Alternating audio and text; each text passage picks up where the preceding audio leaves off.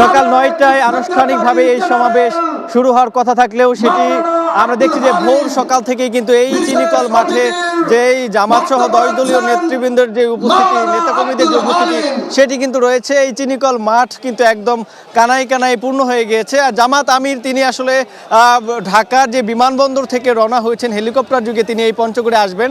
আমরা যেটি তথ্য পেয়েছি তার আসলে ১১টায় এখানে বক্তব্য দেওয়ার কথা থাকলেও তিনি কিছুক্ষণ আগে পঞ্চগড়ে এসে পৌঁছেছেন এবং সেখান থেকে তিনি এই সমাবেশের উদ্দেশ্যে কিন্তু আসছেন।